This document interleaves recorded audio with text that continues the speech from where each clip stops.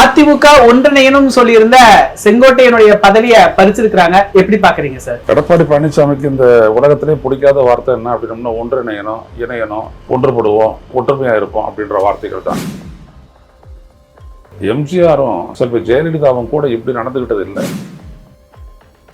அனைத்து இந்திய அண்ணா திராவிட முன்னேற்ற கழகம் அப்படின்றது பாஜகவினுடைய ஒரு கிளையாவே மாறிட்டுது. பாஜக பிடிக்குள்ளதான் வேலுமணி இருக்காரு, தங்கமணி இருக்காரு, சி.வி. சண்முகமும் இருக்காரு. என்ன எவ்வளவு பேர் இருக்கிறாங்கன்னு நமக்கு தெரியாது, எடப்பாடிக்கு தெரியும். மோடி அமித்ஷா வெற்றி பெற்று தருவாரு அப்படித்தானே அவர் சொல்றாரு. அந்த மாமா எனக்கு வந்துட்டு பஞ்சு மிட்டாய் வாங்கி தருவாருன்ற மாதிரி ஒரு போய் நிக்கிறாரு. அதிமுகவை சிதைச்சு சின்ன பின்னப்படுத்தியதே பாஜக தான். ஆனா திமுக தீய சக்தின்றாங்க. பாஜக அதிமுக நாடகம், பொம்மலாட்டம். Q&Q Pharmacy.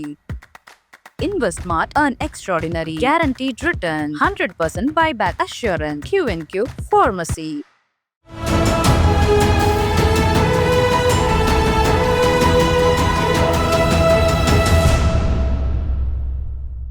தமிழ் நிறம் நேயர்களுக்கு வணக்கம். இன்று நம்மிடையே மூத்த பத்திரிகையாளர் திரு ஐயநாதன் அவர்கள் இணைந்துள்ளார். சார் வணக்கம் சார்.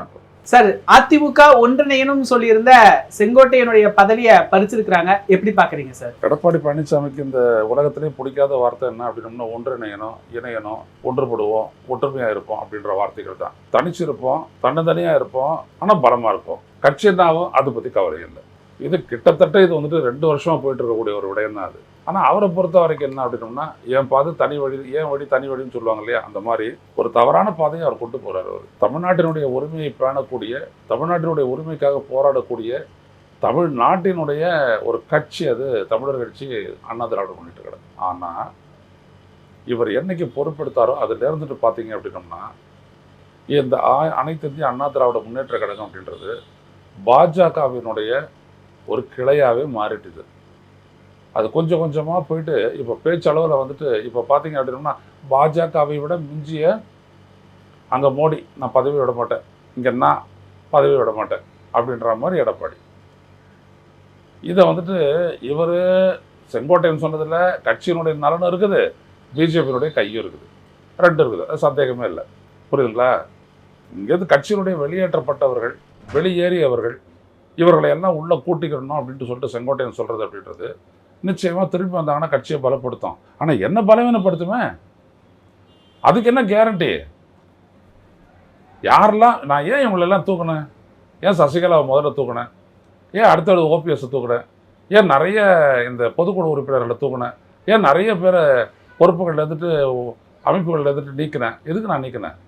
நான் ஸ்ட்ராங்காக இருக்கணுன்றதுக்காக தானே. ஏன் எல்லாத்தையும் திருத்தினேன்? நான் ஸ்ட்ராங்காக இருக்கணுன்றதுக்காக தானே. ஏன் 10 மாவட்ட செயலாளர்கள், இன்னொரு 10 பேர் பொதுக்குழு உறுப்பினர்கள், இவங்கெல்லாம் சேர்த்து தான் வந்துட்டு ஒருத்தரை பொதுச் செயலாளர் பதவிக்கு நிறுத்தும் போது ப்ரப்போஸ் பண்ணணும் அப்படின்னு ஏன் சொன்னேன்? என்னை காப்பாற்றிக்க தானே. 5 வருஷமாவது கட்சியுடைய உறுப்பினராக இருக்கணும் அப்படின்னு சொல்கிறதுக்கு எதுக்கு நான் சொன்னேன்? நான் சசிகலா நடராஜன் வந்துட்டு கட்டாயம் உள்ளே வந்தாலும் போட்டியிடக்கூடாது, அதுக்காக தானே நான் சொன்னேன். அப்போ இவ்வளோத்தையும் புரிஞ்சுக்கிட்ட நீங்கள் கட்சியில் அவங்களெல்லாம் கூப்பிட அப்படின்னோம்னா அது எப்படி நியாயம்? நான் எதுக்கு அவங்ககிட்ட ஒரு அஷூரன்ஸ் வாங்கினேன்? எதை வேணாலும் நான் அதிமுக விட்டு தரேன், அதை பற்றி ஒன்றும் கவலை இல்லை. ஆனால் நீங்கள் என் கட்சி விவகாரத்தில் தலையிட வர்றதுன்னு என்ன அர்த்தம்? நான் தலைவராகவே இருக்கிறத நீங்கள் ஏற்றுக்கணும், அதை பொதுச் செயலாளராகவே இருக்கிறத எடுக்கணும். அவர் நிரந்தர பொதுச் செயலாளர்ன்ற இடத்துக்கு போகிறார் அவர். ஸோ அதனால் அவர் எரிஞ்சு விடுறாரு. அவர் சொன்னதுக்கு உடனே பதிலுக்கு இவர் என்ன பண்ணுறாரு? ஒரு விளக்கம் கேட்டு நோட்டீஸ் அனுப்பணும். அது ஒரு கட்சியினுடைய ஒழுக்க விதிமுறைகளுக்கு உட்பட்டது. அப்படி ஒன்றத்தை செஞ்சுருந்தாங்கன்னா இந்த பிரச்சனையே இல்லை. ஆனால் அந்த ஆத்திரக்காரனுக்கு புத்தி மட்டுன்ற மாதிரி இவர் என்ன பண்ணுறாருன்னா, அவருடைய பதவி பொறுப்புகளை எல்லாம் தூக்கிட்டு நீக்கிறாரு. அவர் யார்? நீங்களாம் அடையாளப்படுத்தப்படுறதுக்கு முன்னாடியே அதிமுகவினுடைய ஒரு ஹெவி வெயிட் வந்துட்டு K.S. செங்கோட்டையன். ஒரு பகுதிக்கும் ஒருத்தர் அப்படின்னா K.S. செங்கோட்டையன் ஒரு முக்கியமான நபர். எம்ஜிஆரால் கட்சியினுடைய முதல் பொருளாளராக அறிவிக்கப்பட்டவர். அப்போ எவ்வளோ எங்கே ஏஜ் பாருங்கள் அவருக்கு. 77 அப்படின்னோம்னா இன்றைக்கி 23, 25, 48 வருஷத்துக்கு முன்னாடியே அதிமுகவுக்கு இவர் பொருளாளர். நான் கேட்குறேன் திரு எடப்பாடி அவர்கிட்ட, இவர் அளவுக்கு மூப்பு, இவர் அளவுக்கு அந்த கட்சியினுடைய தலைமையிட நம்பிக்கை பெற்றவர் நீங்களா? அவர் எம்ஜிஆர் கூடயும் இருந்தார், ஜெயலலிதா கூட இருந்தார், உங்கள் கூட இருந்தார். 77 கண்டினியூஸாக எம்எல்ஏ. புரியுதுங்களா? 2001 தவிர. அப்போது இவர் எவ்வளோ பெரிய ஆடு. அப்போ இது என்ன அப்படி காட்டுது அப்படின்னா, அதிமுகவே வந்துட்டு அழிஞ்சாலும் பரவாயில்ல, அவர் என்ன பண்ணுறாரு, நான் தான் பலசாலின்றதை காட்டிக்க நினைக்கிறார். யார்கிட்ட காட்டுறீங்க? இவர் தான் எல்லாத்தையும் சர்வ அதிகாரமும் உள்ளவன் அப்படின்னு நீங்கள் காட்டிக்கிறீங்க. யார்கிட்ட காட்டுறீங்க? அதிமுக தொண்டங்கிட்டையா? அதிமுக நிர்வாகிகள்கிட்டையா? இல்லை உங்களுடைய கட்சியினுடைய மூத்த தலைவர்கள் பார்த்தீங்களா, அவங்க உங்களோட இருப்பாங்க, நீங்கள் பலம் இழக்கிறது வரைக்கும் இருப்பாங்க. ஒன்று மட்டும் திரு எடப்பாடி அவர்கள் புரிஞ்சுக்கணும், 2026 தேர்தல் அப்படின்றது அதிமுக அல்ல, உங்களுக்கு தான் சோதனை. உங்களால் அதிமுகவுக்கு சோதனை. பொறுத்துறது பாருங்க சார். இப்போ நீங்க குறிப்பிட்டது போலவே எம்ஜிஆர் காலத்திலிருந்து இருந்தவர், இவரு ரொம்ப கரரான முடிவு தான் இது, அவரை பதவியிலிருந்து தூக்குறது எல்லாமே. இவருக்கே எடப்பாடி பழனிசாமி அவர்களுக்கு அரசியல்ல குருவா கருதப்பட்டவர் செங்கோட்டையன். இவர் என்ன செய்தி சொல்ல வர்றாரு சார்? அதிமுக ஒன்றிணையணும்னு உள்ள இருந்து குரல் வந்துச்சுன்னா யாரா இருந்தாலும் நான் பதவி விட்டு தூக்கிடுவேன் அப்படின்னு சொல்ல வர்றாரா? நான் தான் என்னை போச்சேரர் ராக்கெட்டுகளில் நான் தான் மூர்க்கனும் முரடனும் கொண்டது விடா அப்படின்னு வந்து இல்லையா, மூர்க்கனும் முதலையும் கொண்டது விடா, அவ்வளோதான். இது இப்படி சொல்கிறது வந்துட்டு அவர் இழிவுபடுத்துறதுக்காக இல்லை, அவருடைய நிலைப்பாடு அப்படி இருக்குது. நான் விட மாட்டேன், நான் விட்டு தர மாட்டேன், நான் சொல்கிறதா நீங்கள்லாம் இங்கே எடுத்துக்கணும். ஏன்னா நான் போச்சு செயலாளர். நீங்கள் எம்ஜிஆரும் செல்வி ஜெயலலிதாவும் கூட இப்படி நடந்துக்கிட்டது இல்லை. அவங்க இறங்கி வந்து பேசுவாங்க, எனக்கு தெரியும், என்னால் அதை வரலாறு ரீதியாக கோட் பண்ண முடியும், சொல்ல முடியும். இவர் அப்படிலாம் இல்லை. இவருக்கு அதிமுகனுடைய வளர்ச்சியிலோ இருப்பிலோ வெற்றியிலோ எந்த பங்கும் இது வரைக்கும் கிடையாது. எடப்பாடி பழனிசாமி பொறுப்பேற்றதிலிருந்து, முதல்வராக பொறுப்பேற்றதிலிருந்து இப்போ வரைக்கும் அதிமுகவினுடைய வளர்ச்சியிலோ வெற்றிகளிலோ சாதனைகளிலோ இவருக்கு எந்த பொறுப்பும் தொடர்பும் இல்லை. ஆனால் அது கடுமையான குற்றச்சாட்டு இல்லை சார், எந்த தொடர்பு எந்த பங்கு இல்லை சொல்லுங்க. 2017 அவர் ஆயிட்டாரு, அதுன்னு சொல்லுங்க. விட்டு கொடுத்துக்கிட்டே இருக்கிறாரு. நான் போன வாரம் வரைக்கும் நான் என்ன சொன்னேன் அப்படின்னா, எடப்பாடி பழனிசாமி தலைமையிலான அதிமுகவுக்கு ஓட்டு போடுறதும் பாஜகவுக்கு ஓட்டு போடுறதும் ஒன்று தான், புரியுதுங்களா? ஆனால் இவர் ஒன்று பண்ணுறாரு, தான் தலைமையில் நீடிக்கிறதுக்காக பாஜகவோட கூட்டணி ஆட்சின்ற இடத்துல எதிர்நிலை எடுக்கிறாரு. இதை வச்சு ஒரு பாஜகவுக்கு எதிர்நிலை அப்படின்னு நினைக்கிறாங்க. அது கிடையாது. அவர் பாஜகவை நாடி செங்கோட்டையனுக்கு கிடைக்கிற அந்த பொசிஷனை வந்துட்டு தட்டிட்டு இவர் போய்ட்டு முன்னாடி சரண்டராக வர்றாரு. அதுதான் டெல்லிக்கு போனது, 3 கார் பாரி போய் அமித்ஷாவை சந்திச்சது, எல்லாமே அதுதான், அந்த அடிப்படை தான். சார், இப்போ பாஜக செங்கோட்டையன் பின்னணியில் இருக்கு அப்படின்னு சொல்றாங்க சார். உண்மையில பாஜக தான் செங்கோட்டையனை வச்சு மூவ் பண்றதா சொல்றாங்களே. ஆமா, செங்கோட்டையனை வச்சு மூவ் பண்றது பாஜக தான். எப்போ வந்துட்டு சந்திச்சாங்க இந்த 6 பேரும், செங்கோட்டையன், வேலுமணி, தங்கமணி, அன்பழகன், அவர் இந்த நத்த விஸ்வநாதன், அப்புறம் சி வி சண்முகம், எல்லாரும் எப்போ போனாங்க? 6 மாதத்துக்கு முன்னாடி. 6 மாதத்துக்கு முன்னாடி ஒத்துக்கல. நீங்கள் அப்போவே வெளில வந்து சொல்லணும்ல, இல்லை பொதுக்குழு கூட்டுங்க அதை வாதிக்கணும்னு சொல்லல, அப்போலாம் சொல்லலை, பெருசாக இருக்கிறீங்க. எப்போ கே எஸ் செங்கோட்டையன் பேசுகிறாரு அப்படின்னா, கே எஸ் செங்கோட்டையன் அவங்களுடைய ஆள் அப்படின்றது எனக்கே உறுதியாகி போச்சு. எப்போ அவர் பேசுகிறாங்கன்னா, நடுவில் போன வாரத்தில் அவங்க வந்துட்டு ஒரு 16 எம்எல்ஏ ஒரு சட்டப்பேரவை தொகுதிகளினுடைய லிஸ்ட்டை கொடுக்குறாங்க எடப்பாடிக்கு. எல்லாம் கோயில் இருக்கக்கூடிய தொகுதிகள். உதாரணத்துக்கு ராமேஸ்வரம், புரியுதுங்களா? இந்தாண்ட பார்த்தீங்கன்னா ஸ்ரீரங்கம், அந்தாண்ட பார்த்தீங்கன்னா மதுரையில் வந்துட்டு முருகனுடைய அந்த திருத்தலமான அது, பழனி, திருத்தணி, திருவண்ணாமலை, இப்படி தமிழ்நாட்டில் இருக்கக்கூடிய ஒரு 16 முக்கிய திருத்தலங்கள் கொண்ட நகரத்தில் எல்லா இது எங்களுக்கு கொடுத்துருங்க அப்படின்னு சொல்லிட்டு அவங்க சொல்கிறாங்க. உடனே அதை உறுதி பண்ணிவிடுங்க அப்படின்ட்டு. ஏன்னா நாங்கள் வேலை செய்யணும். அந்த வேலைக்கான அர்த்தம் என்ன அப்படின்றது வட இந்தியாவில் கண்டுபிடிச்சி ராகுல் காந்தி சொல்கிறதுலேருந்து தெரிஞ்சுக்கிறான். அந்த வேலை செஞ்சால் தான் அவங்க ஜெயிக்க முடியும். அவங்களுக்கு என்ன, இந்த 16 திருத்தலங்களையும் ஜெயிச்சிட்டா அப்படின்னா தமிழ்நாடே எங்ககிட்ட இருக்குது, அந்த கோயில் நகரங்கள் அனைத்தையும் எங்களுக்கு ஓட்டு போடுச்சு அப்படின்னு சொல்லிட்டு ஒரு பெருசாக பூதாகரமாக கிளம்பி பேச வேண்டியது. இது நம்மளுக்கு என்ன செய்வாங்கன்றது நம்மளுக்கு தெரியும். நம்ம தானே இந்த விஷயத்தில் தாத்தனே இங்கே. அப்போது இதில் என்ன விஷயம் இருந்தோம்னா, இது கேட்டாங்க, இவர் இல்லைன்னாரு. உடனே அவர் விட்டு 3 தினங்களுக்கு அப்புறம் நான் வந்துட்டு மனம் திறந்து பேசுகிறேன், இது வரைக்கும் மூடி வச்சுட்டு உட்காந்துட்டு இருந்தார். மனம் திறந்து பேசுகிறேன்ட்டு நேற்று பேசினார் அவர் தான். சார், இப்போ அந்த என்டிஏ கூட்டணியில் டிடிவி தினகரன் வெளியே போயிட்டாரு, ஓபிஎஸும் வெளியே போயிட்டாரு. இப்போ செங்கோட்டையன் ஒரு பெரிய பிரச்சனையை அதிமுகக்குள்ள இருக்கிறாரு. இவ்வளவு பிரச்சனையிலையும் இவர் இப்படி ஒரு கராரான முடிவில் இருக்கிறாரு. ஜெயிச்சிருவாரா சார்? இப்படி இவர் ஜெயிக்கிறது தோக்கிறது அப்படின்றது வந்துட்டு எப்படி இருக்குது அப்படின்னோம்னா, இன்னொரு 10 நாளுக்குள்ள பாஜக உள்ள போது என்ன பண்ண போகுதுன்றதை பொறுத்து இருக்கு. பாஜகவனுடைய பிடிக்குள்ள தான் இருக்குது செங்கோட்டையன் இருக்காரு, பாஜகவனுடைய பிடிக்குள்ள தான் வேலுமணி இருக்காரு, தங்கமணி இருக்காரு, சி வி சண்முகமும் இருக்காரு. என்ன எவ்வளோ பேர் இருக்கிறாங்கன்னு நமக்கு தெரியாது, எடப்பாடிக்கு தெரியும். ஆனால் அவங்கள வச்சுட்டு அவங்க என்ன பண்ண போகிறாங்க அப்படின்றது அடுத்த கட்டம். மெயினாக என்ன பாஜகவுக்கும் எடப்பாடிக்கு என்ன உரசல்? ஒன்றே ஒன்று தான், கூட்டணி ஆட்சின்றாங்க. இவர் மறுக்கிறாரு. அந்த கூட்டணி ஆட்சியினுடைய சூத்திரம் என்ன? பாஜகவுக்கு நிறைய இடங்களை கேட்டு பெறுறது.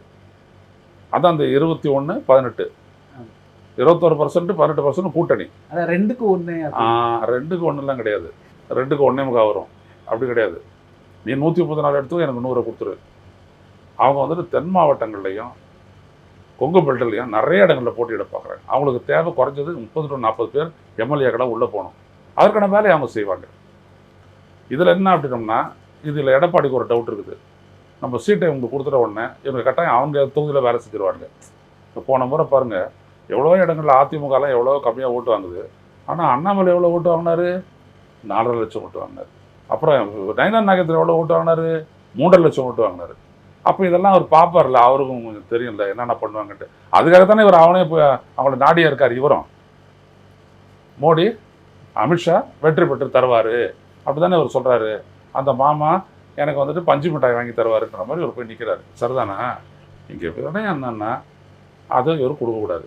அதுக்காக இவர் என்ன சொல்கிறாரு, அமித்ஷா நெல்லையில் வந்து பேசிட்ட மறுநாளே நாம் நிறைய இடங்களில் போட்டிக்கிட்டு தனித்த பெரும்பான்மை கூட ஆட்சி அமைப்புன்றார். இது மிகப்பெரிய மூக்கறுப்பு அமித்ஷாவுக்கு. இப்படி யாரும் பேசுனதில்லை. அவருக்கு என்னென்னா கூட்டணி போட்ட இதுக்கு மேலே ரைடு விட முடியாது.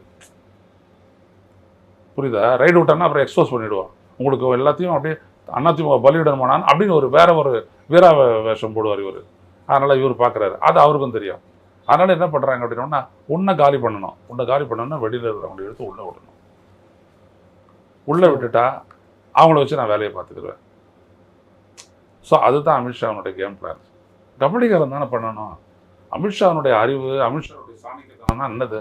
ஒரு கட்சியை சார்ந்து அப்படியே அவங்களோட சேர்ந்து பிடிச்சிக்கிட்டு அம்புலிமாவை படிப்பீங்கள்ல, அதில் வந்துட்டு அந்த முருங்கை மரத்தை தொங்கி கொண்டிருந்தது விக்ரமாதித்தனை கண்டவுடன் அவன் உடலுக்குள் புகுந்து சில கேள்விகளை எழுப்பியது.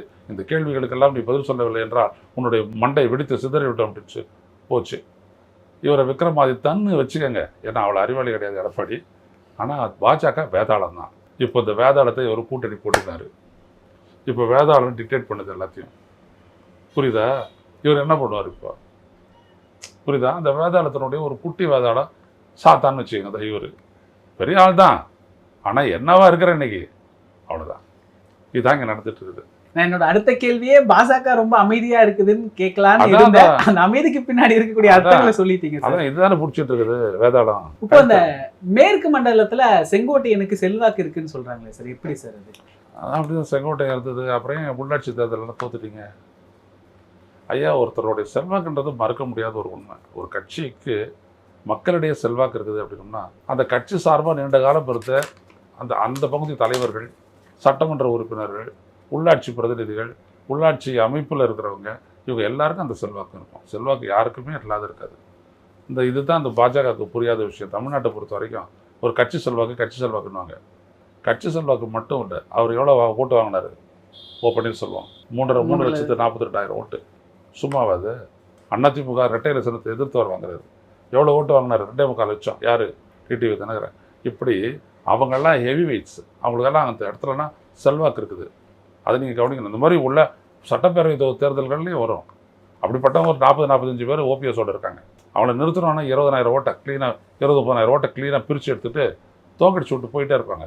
புரியுதுங்களா? இவங்களுக்கு தெரியல ஓபிஎஸ்னா ஒன்றும் இல்லாத ஒரு ஓபிஎஸ் தமிழ்நாடு அளவில் சோபிக்க முடியாது தான். ஆனால் தமிழ்நாடு அளவில், தென் மாவட்டங்கள் அளவில் இவங்க ரெண்டு பேரும் சேர்ந்தாங்கன்னா 50,000 ஓட்டை பிரித்து உங்களை காரி பண்ணுவாங்க. புரியுதுங்களா? இதெல்லாம் உணருது பாஜக. இந்த அதிமுக நம்மளுக்கு போதாது, இதை பலப்படுத்தணும், சீட்டையை வாங்கிக்கணும், கண்ட்ரோல் பண்ணணும். இது அதனுடைய நோக்கம். அதிமுக பலப்படுத்தணும். முழுங்க போகிற கட்சி ஒல்லியாக இருந்தால் நல்லது தானே, முழுங்கிறதுக்கு ஈஸி தானே. ஆனால் இவங்க எப்படி பார்க்குறாங்க அப்படின்னோம்னா, இவங்களை உள்ளே கூப்பிட்றதன் மூலமாக கட்சி பலமடையும், எடப்பாடி பலவீனப்படுவார், நாளைக்கு நிறைய சீட்டை நம்ம பெற்றுடலாம். ஏன்னா எடப்பாடி பலவீனப்பட்டால் தான் நம்மளுக்கு நிறைய சீட்டு கிடைக்கும். அதை அவர் பார்க்குறாரு. இப்போ இவருக்கு என்ன கேஎஸ் கொண்டுட்டு நம்ம தான் அடுத்த பொதுச் செயலாளர்.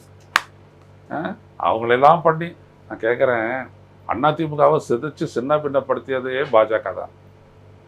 எந்த இடத்துலையாவது எவனாவது எந்த ஒரு அதிமுகனுடைய தலைவனாவது, சசிகலா நடராஜன் உட்பட யாராவது எவ்வளோத்துக்கும் காரணம் இந்த பிஜேபி தான் சொல்கிறாங்களா?